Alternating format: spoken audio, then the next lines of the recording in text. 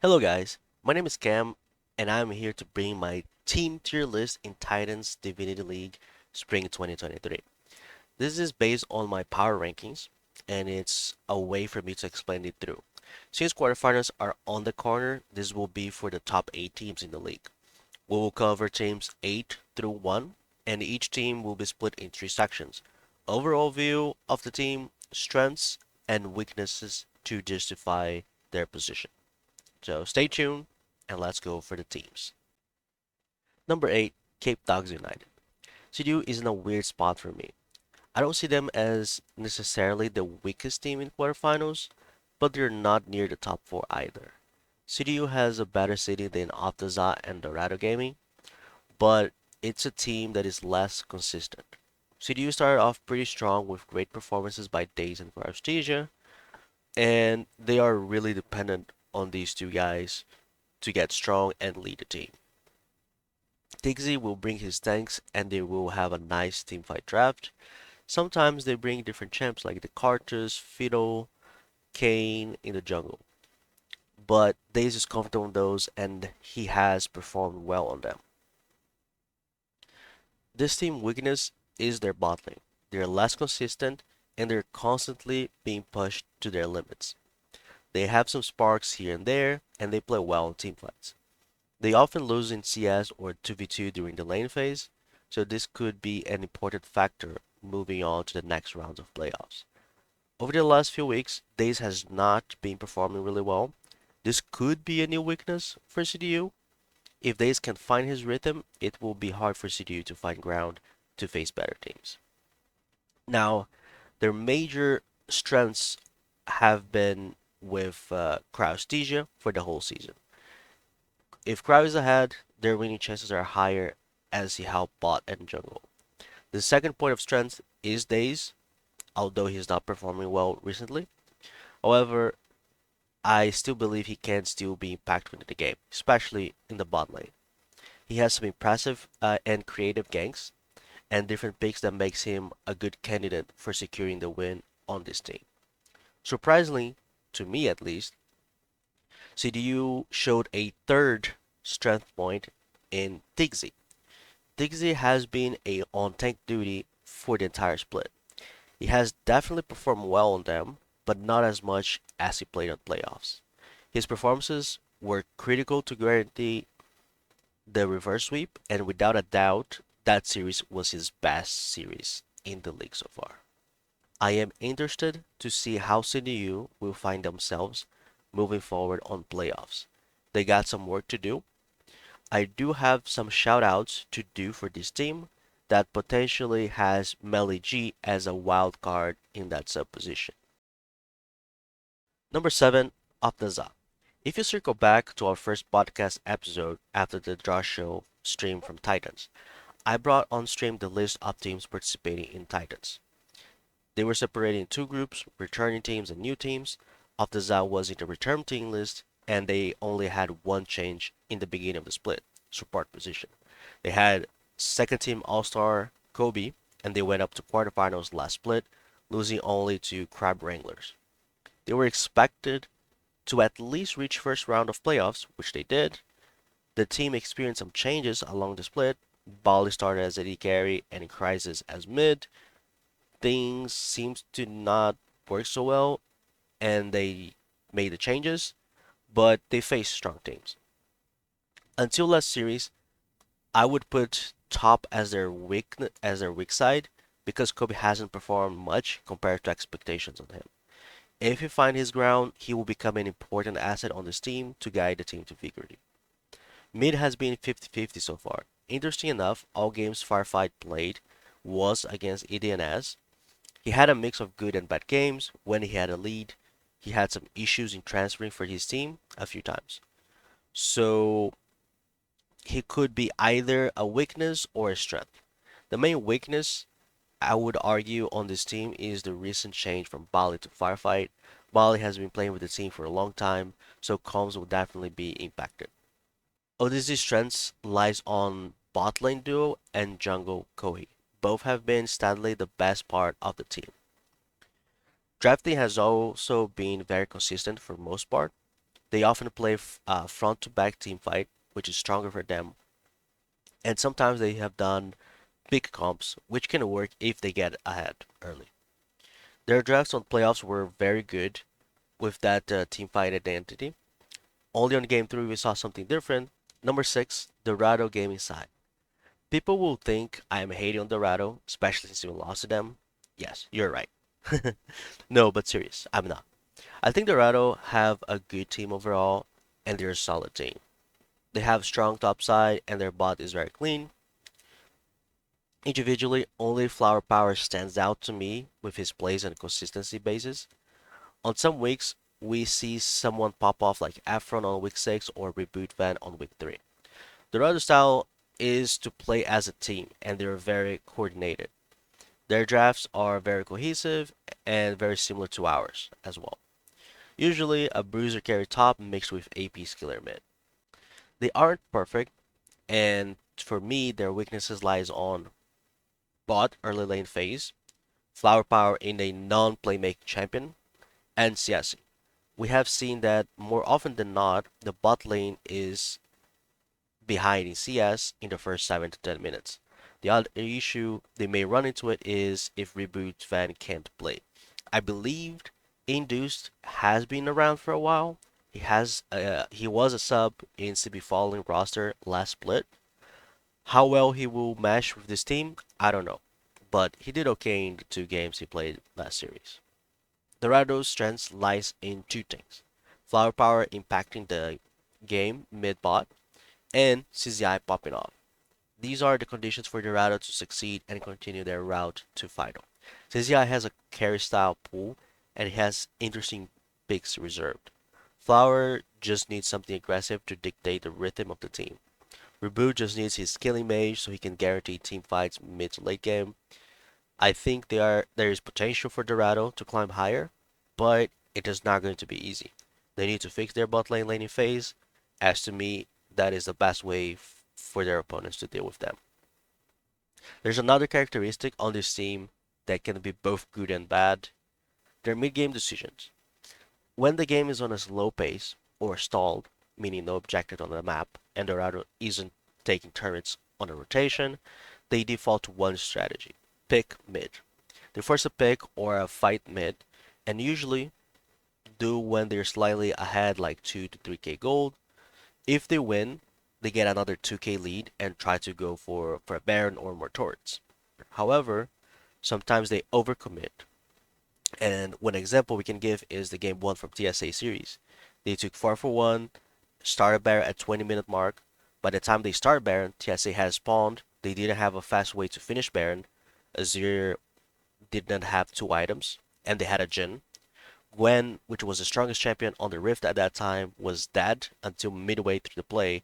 TSA had 2 TPs, and they swept the floor with Dorado on Baron and took Baron for them. Number 5, Syndicate. Syndicate sent Coalition home as expected, even considering the changes they had to do for that week. Syndicate is a more rounded team than the previous 2, but it is not as much as the next team. This team's success heavily depends on Chris and Chef performances. Their bot lane isn't weak, but it isn't dominant either. Hap and Nax Stradamus have their moments of popping off as well as their moments of not doing so well. Even if Sin's bot is a bit inconsistent, Chris and Chef makes an awesome pair that can hold the game until they can get online, if needed. Wintally Ill finishes the roster with a nice touch of mystery. He's also a carry player and can certainly perform. Arguably, the main weakness on Syndicate is their bot lane. Depending on the matchup, if their bot is behind, then things could be very difficult. We have seen them going crazy and carrying games, and also have seen them losing hard. Another potential weakness on the team is the sub they're using mid lane, and moved Chef to top. Chef still had a spectacular series against Conduit Coalition, so yeah, it's hard to say this is a weakness. This team has a lot of strengths: Chris, Chef, and their cohesive drafting. Chef always finds the angles to target the opponent's carries. He has done with multiple picks, and that's one of the reasons why he is the best mid laner so far in the league. Chris is an important piece on the team, and without him, Syndicate probably would not be here. Strong jungler that applies pressure and always finds angles to punish the enemies. He has the ability to solo carry games, and he has the team to support follow his lead. Syndicate's draft are in most part very solid and has a great identity. They also play very cohesive, and if they get bought even or ahead, then Hap becomes a monster. This team is very well balanced one. Syndicate versus Sprouts is one of the closest matchups we'll have on quarterfinals, and I'm excited to see this match. After all, both teams have a strong mid jungle duo and are constantly playing together. I would also like to see how well their sub mid will do as Shaft has been moved to top lane. Number 4, Eclipsing Tides. The Tides are coming strong for playoffs. The last time we showed ourselves in Titans was on a loss against Dorado. However, don't let that series be your only view of the Tides, because it can become a tsunami and engulf you. The Tides come in strong with two all-star contenders in top and jungle. I will focus on what we showed so far instead of giving our secrets. Our mid and bot duo has an incredible versatility, which makes it different than any other team out there. The closest team that had a similar approach, in a way, were Edens and Purple Sprouts. A lot of people are a lot of people were questioning how well our new bot lane was going to do this split after ET Easy left the team after winter. I can easily say that Dark has been nothing but solid for our team. We adapted our style for his bull, and he is giving great performances. He's doing damage, winning lane, so yeah, don't need to worry about him. Our mid remains strong as ever with his diverse bull. Our main weakness is I ain't saying that. You gotta figure it out. We have a lot of strengths: jungle pressure, strong carry top, strong independent mid. You can name the many strengths we have. As a team, one of our best assets is our team fighting. Not only we have a good team fighting drafts, we execute them well. We also have very strong mid game, and that's where we normally shine. We definitely had a weaker Group 1 stage and chose TPO on second group stage, and yet we did what was expected from us. The defeat to Dorado was actually bad since the way it was. However, I don't think it tells much, unless we lose to Optazon quarters. It was definitely a needed match because two things would have happened. One, boost our ego if we had two of Dorado, or crush our ego for losing. We come to this playoff not exactly like we entered winter playoffs, but we're still underdogs. A huge part of the community doesn't believe in us, which is fair, but at least this time we have a small portion that believes in us. Either way, it just makes us stronger, and it's like that saying. It doesn't matter if you say good or bad things about me, but talk about me. Said that, our expectations in coming this split was to reach finals again, with the only changing the team being the AD carry. We knew that the other roles would need to step up. It has been a learning curve, but I think we're on the right track. Purple Sprouts, number 3. Sprouts is a damn good team. They're solid, cohesive, and strong in general. The foundation of the team is the mid jungle duo and paired with a strong, consistent bot lane. Let's not forget that Aero, for us, aka me, is the best support in the league. Dilly is strong and paired with Aero make things easy down there. Kobita is not a mid main from what I heard, but still brings peculiar picks in the mid lane. His synergy with Guster is amazing, and they're often wandering the enemy jungle around together. If Sprouts ever pick Nautilus, they're going for invades and 2v2s. This team doesn't have a weak link, but their top side isn't their strongest suit. My unbiased and unknowledgeable tactics of top lane tells me eCall isn't the strong point of Sprouts. The games we saw on the podcast show that he will walk forward and hit you. I mean, that's what his champion pool does, right? Urgot, Ilaoi, Yorick. If you leave these alone, they will win side lanes and keep pushing until they're on your nexus. So these picks are not that makes eCall weak, but keeps exposing himself. If he does too much, you could exploit that to have a way to carry the game from there. The other option, a risky one, is to force into the bot lane. If your bot lane gets ahead, then you gotta make sure you take advantage of that. Not that will be easy, because Sprout's CP2 bot lane is insanely good, especially if you leave Blitz or Trash to Aero. This team is full of strengths. Ecog and his picks are a strength on its own. Guster Cobra together on mid tank duty is really powerful. Dealy and Aero bot with great stats, kills, CS per minute, plates. Sprouts have a good team fighting coordination, and their mid to late game is also strong. Even if Kobita is out of his tank duty, he will bring his control mage pool and do just fine. Adding another scaling factor for mid to late game, I can easily see Sprouts in semifinals minimum, and they obviously have good chances in making to finals. Number two, Dynasty Obsidian. I was considering putting Dino in first, even after keeping Fever in first place for nearly the whole time this split. But in the end, I just bumped Dino to second place. Dino is also a very round and consistent team. Even though they lost a series against Sprouts, I ranked Dino above them after the first round of playoffs. These teams are very similar, but there is a main difference for their ranking. Top lane. Outrage is a more consistent top laner than Ecall, in my view. And I think he brings more to his team than Ecall does. There's also a difference in mid between Kobita and Nakamura, but that doesn't mean one is better than the other. Nakamura is a new addition to the team, and she has last 5 games. It is really hard to evaluate how good she really is based on this small sample. However, she seems to bring a complete different set of skills than of Kobita. Kobita adds more team play with his picks, and Nakamura has showed more individual and mechanical skills to assist her team. This team doesn't have a true weakness, at least not an obvious one. Nakamura is a question mark for those who don't know her, but a S tier for those that knows her. Where you are on the spectrum, I don't know, but based on what she has showed on week 4 and 6, you can expect the following. She will look for 1v1s on a good matchup, or she will have great coordination with her jungler to unlock her champion. So either you are on the same skill level as her, or you gotta make sure you know where Splitbreed is coming from, because he is coming for you. The other option on this team is their bot lane. This doesn't mean they are weak by any means, but if you compare Fever's bot duo with Dino's bot duo, you see that Fever's bot duo is a bit stronger. That doesn't say much, but there's a very tight window that you can find out there. They won't give you much, so you have to be creative.